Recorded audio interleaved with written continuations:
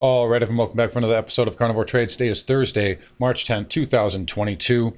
So spiders down modestly today, although well off the lows here. As you can see in the afternoon, we started to get a bid, and I tweeted out this thesis earlier this morning. I said we'd look for some weakness in the morning and then kind of a bid into the afternoon. And again, going back to this, all I'm doing really is just following this pattern here. And the only reason I'm following it is because it's working every time. So we have the sell-off, bottom candle, sideways up, little double top, and then 1, 2, 3 sell-off doji, 1, 2 days up after this gap. And then we push lower here, and then same kind of thing. Big bottoming candle, up, little double top, higher high, 1, 2, 3 lower, and then kind of gap up, and then some upside. And I just really looked at the intradays on these specific days. And on this day, we were weak in the morning. We got a pop around 2:30, 2 p.m. Off of the Fed. And today, we just got a pop in the afternoon. It really kind of looked more like a technical pop than anything. But the point is, the market just does what it wants anyway, regardless of the news half the time. So, essentially, I just laid that thesis out, and it's played out really well. The only thing I thought would be a little bit different is I thought this would be more based off of the price of oil. Oil, it did pull back a little bit today, but I thought we would get another leg down in crude oil towards the afternoon. Didn't quite happen. No, crude is a little bit lower today. But interesting thesis. So again, tomorrow we'd expect a dump out here, but I'm going to show you why I'm not so sure that happens. So the one thing that catches my eye here is the VIX is down over 4% today. All volatility, VXX down 3% there, with the spiders down 0.5%. So there is some shenanigans going on, if you ask me. I'm not sure what that is, and that is different from the previous. So if we go back to this day, which is the one we're correlating to, the 16th, the VIX was negative that day, and it did not turn positive. Here it is. So it was positive most of the day when it should have been, when the spiders are negative, and then it flipped negative once the spiders got a bid. But today, as you can see, the VIX has been negative pretty much all day long. I mean, he had a little gap up and then just kind of dumped out. So that's just, it's a little odd. Maybe it's a precursor to something. But we do have, it's certainly noteworthy. We do have OPEX next week. We've got the FOMC next week. So it's going to be a busy, busy week. Take a look here at the chain. I've been pointing this out all week long, but look at the puts here. This is for next Friday. So here's the open interest. 160,000 at 380, 40,000 at 385, 50,000 at 390, 174,000 at 400, 73,000 at 405. 69,000 at 415, 87,000 at 420. You get the idea here. It's all loaded to the put side. Where's the calls? Where's call? Oh, 25,000, 22,000. You got a 50,000 at 440, but there's a straddle there. Where's the lower calls? There's none. There's no calls in the system. It's all puts, all puts. So again, I keep saying this. There's incentive for them to burn this thing out. Now we're going to watch this trend line here. I added another one too. So we had this, I showed you guys this one yesterday. You can make a case that you got one up here from the highs as well, which you kind of breached a little bit, ended up being a bull trap there. And you kind of breached a little bit here, also another bull trap. But let's see if they do it a third time. Let's watch it. We'll see what happens here. But just pointing out a few things here. Let's take a look at the triple Qs. Flipping over here. So also kind of a, something I came to notice today is this kind of falling wedge pattern here. You breached it twice on the downside here when you had panic volume, but this is a pretty steep decline. So we'll watch this one here. If we get a bid and we get above that, that would be a breakout, obviously. And any sort of move lower here, I think it just gets more oversold and you look for more of a snapback. So that's why I think this market is weak. It's vulnerable. And I've been saying, I've been looking for a bear market. I said that pretty much all late last year. This was going to happen. This market was going to turn. But at this point, it's getting to the point where it's just the shorting has been too easy. There hasn't been any sort of counter trend rally that lasts more than a day, let alone a few hours at most of the time. And typically, bear market rallies. I know it says, well, sell the rip in a bear market rally. I get that. I understand that very well, but bear market rallies can look very impressive, and they actually bait on a lot of longs because you make those higher highs and the longs get baited on. We haven't had anything like that yet. These stocks that are just so beaten down right now, and again, everyone's betting on a crash. There's tons of puts in the system. So, it wouldn't surprise me if they ripped us up next week. What's the Fed going to say that's going to knock the market down? I mean, maybe they say something. I don't know. But the rate hikes are priced in right now. So that's kind of where my bias is going into next week. I'm not overly positioned long or short, but that's just kind of where my thesis is right now. Just want to give everybody a heads up. Anyways, inside of the triple Qs, Amazon obviously popping up 6% today on the 20-for-1 split. So those call premiums and option premiums will finally be somewhat reasonable. They actually might be cheaper than the actual share price of the stock for once. So that is good for retail investors. But a nice pop up there on Amazon. Now, Rivian does have earnings today after the bell, so that will move Amazon likely. But, Rivian's been so beaten up, I wonder how much of it is priced in here. But just be aware of that. Could be a bit of a pump and dump here going on in Amazon if Rivian absolutely, takes a dump on earnings, although I think a lot of it's priced in. Another area, or another big Q component I'm looking at here is Tesla. So we talked about those trend lines, those upside trend lines there on the Qs and the spiders. We also got one right here on Tesla too. So this has been getting sold every time you get up here, but if you start putting in higher lows, you watch out because this thing could spring higher. So especially if we get a short squeeze, this thing will go a lot higher. So just be aware of that, but just want to point that out there on Tesla as well. Let's flip over to the Russell. Russell having a decent day, comparatively down just 0.3% here, getting a pop here. Along with everything else, it's getting a little bit of bid. But again, the Russell continues to outperform. So look at Russell making new highs on the day. Spiders, Dow, and Qs are not making new highs. So Russell continuing to outperform. And there is a potential for a WV pattern here, which is bullish. So we'll keep that on the radar. Diamond having a pedestrian day here, down 0.5%. Nothing really standing out there, just kind of following with the spiders there.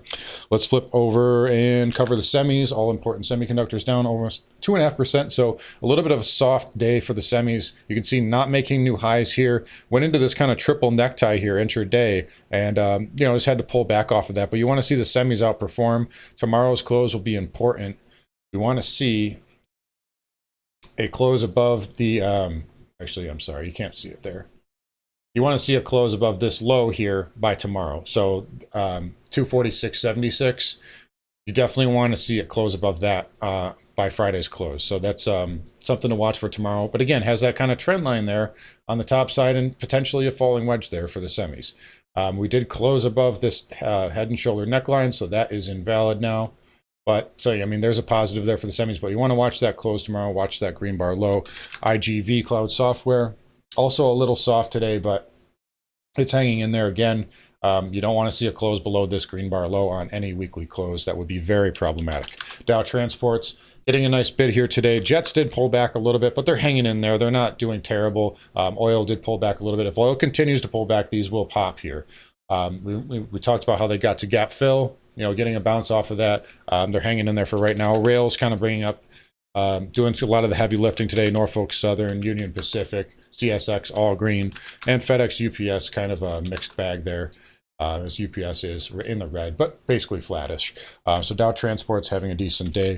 10-year yield, getting a nice bid here. So getting close to testing these highs from the middle of February. Back above 2%. And again, that's kind of helping the market out a little bit as, fears kind of subside here. Bonds aren't getting as much of a bid as they were. Take a look at the 30-year here. Pushing to new highs. So 30-year starting to push higher here. I don't know if this is the breakout yet, though. Again, nice pullback pattern here. But I think it still has to do a little bit of backing and filling. I could be wrong. 10-year, same thing here. We'll have to see. Again, Friday's close will tell a lot more. One of the reasons why I don't necessarily think it's ready to push higher just yet, look at the home builders. So home builders are holding up. If the home builders were crashing down and the yields were pushing higher, I would say, yeah, it's probably a real breakout. VNQ here also holding up actually green on the day. So that is a little bit of a signal here that maybe yields are getting a little ahead of themselves. But for right now, price is king, and we'll just have to respect it. Again, tomorrow's close will tell us a lot more. XLF here, Financials having a pedestrian day. They look like everything else right now. XLF down 85 basis points here. JP Morgan, Morgan Stanley, Bank of America, all just kind of holding up here. Nothing too noteworthy going on there. Broker dealer, same kind of deal. Just a little bit of a hammer candle there on the daily and kind of just hanging tight right now. XLE, again, nothing really noteworthy. Did get a bounce off of that big gap down, so that is not to be unexpected. Anytime you get a big sell-off like that, not surprising to see a little bit of a bounce there. There's a lot of money flowing these names, Chevron, Oxy. The only thing that I worry about here with some of these names, Chevron, Conoco, is leverage. So what we saw with crude, this is what leverage can do. So we're starting to get, again, I've been saying this for the last 2 weeks, we're getting into panic buy modes here, panic buy territory. We'll see. I think crude does at least get that 20 moving average possibly by tomorrow. Take a look here at this head and shoulder pattern on the hourly. It's not the best one. I would prefer you not to wick through that. In fact, I'm borderline if this is even valid, just because I don't like that wick there. But if it is valid, this would take you back to 81. So that's the target I've done on that, which is a long way away. That's all the way down here. Now, if it gets there, it's not going to go in a straight line. You're going to bounce here. You'll bounce at 95. You'll bounce maybe at 100. You probably put in a bear flag and then push lower. And there's nothing to say that this can't fail and it can't make new highs. But in the near term, I think we're heading down to that 20 moving average bare minimum, $100 even number handle there. You got that top and tail high. And if you get through that, which you probably will, because there's going to be volume coming down, that you probably get at least a test 95, 97 in that range. But in any case, be careful. There's a lot of leverage in these energy plays right now. And all it takes is a pin to drop and everybody has to run for the exit all at once. So just be aware of that.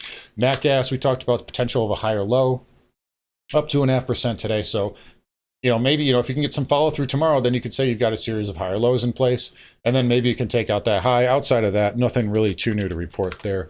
Dollar index pulling back yesterday, so getting a bounce after that big sell-off. Nothing really too new to report there. You guys know the levels, 97.50 and 97. Gold, same kind of deal, getting a bounce off of the high, or off of that big sell-off from yesterday, engulfing reversal yesterday, and kind of putting in a doji here. So we'll see what it does tomorrow.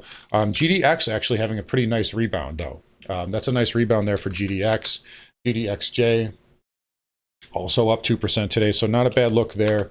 Silver, same kind of thing, kind of little doji pattern there. SIL, again, nice little pop today, up 2.6. SILJ, getting above that opening price from a couple days ago, so up 3 1/3 there on SILJ. So maybe that's telling us they want to move higher after a little bit of consolidation. I don't know. We'll have to see. We'll have to let the pattern mature a little bit. Platinum, same kind of deal. Doji pattern. Palladium, same kind of deal. Little doji, and copper as well, getting a bounce after a 3-bar sell into the 20 moving average. So a little bit of a relief bid there. You don't want to see this start to bear flag though, so just be aware of that on the daily time frame. All right, let's flip over to crypto. So Bitcoin coming back in pretty sharply today, coming off the lows a little bit. Let's look on the hourly here. Yeah, so coming off the lows just a little bit there. There's the hourly.